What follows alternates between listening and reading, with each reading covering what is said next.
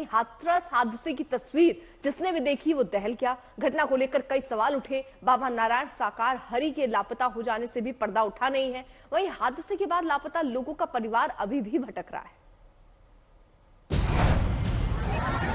बहुत लोगों के सहयोग हो सकता था और बाबा उन लोगों के लिए भगवान था, तो बाबा की बात सब मानते। जो भी भीड़ भाड़ में जल्दी थी, उनको एक प्रदा ठीक है कि मैं लूं पहले, मैं के चक्कर में पहले रज लेने के चक्कर में दूसरे के ऊपर दबते रहे, चढ़ते गए। बाबा चाहता तो इस घटना को रोक सकते थे।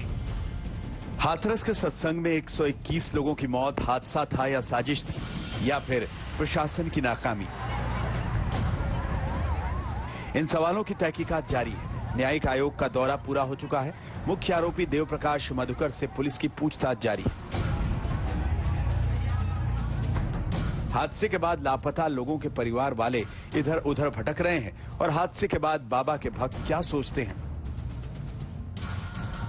इस बेहद दर्दनाक घटना के सच का हर पहलू एक एक कर देखिए।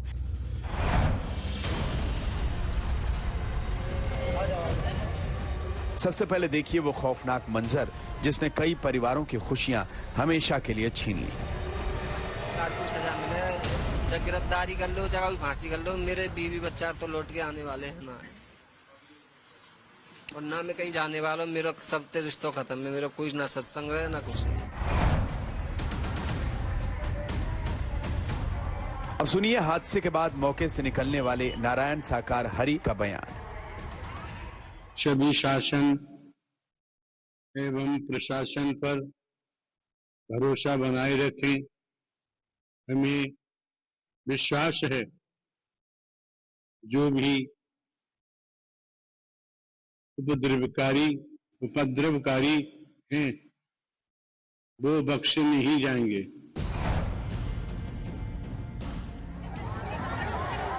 भगदड़ के बाद भक्तों के बीच चीख पुकार के बीच प्रभु तो निकल लिए, लेकिन वहां से गुजर रहे कई लोगों ने गाड़ियां रोककर मदद का हाथ बढ़ाया। इन लोगों ने न्यायिक आयोग के सामने अपना बयान भी दर्ज कराया है।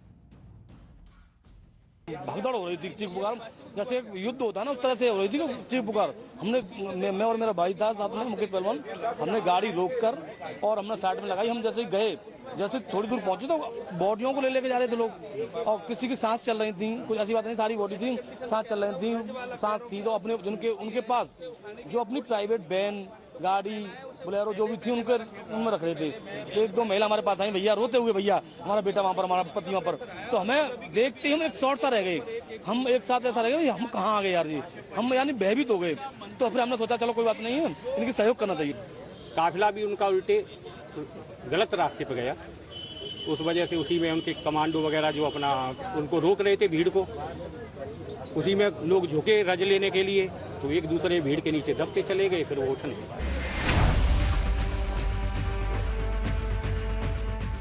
हाथरस हादसे के बाद कई लोग अब भी लापता हैं।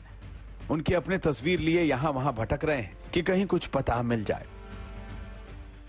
जी इन्हें बस मतलब 2 महीने से हो गए, आती रहती थी जाती रहती थी, लेकिन हमें मंगल से ज्यादा चिंता हो रही है उनकी। हमें ये हादसा हुआ है ना, तब से हम ये सोचे उन्हें कुछ तो हो तो नहीं गया, इसलिए हम ढूंढने में जुटे हुए हैं। ये हाथरस सत्संग में आई थी? हाँ आई थी।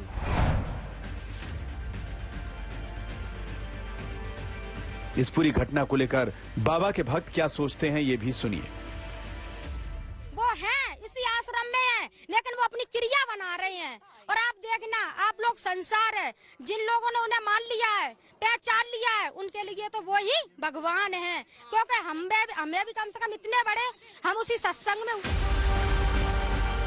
तो ये है हाथरस हादसे से जुड़ा अलग अलग सच। फिलहाल न्यायिक आयोग की 3 सदस्यीय टीम ने चश्मदीदों के बयान दर्ज किए हैं।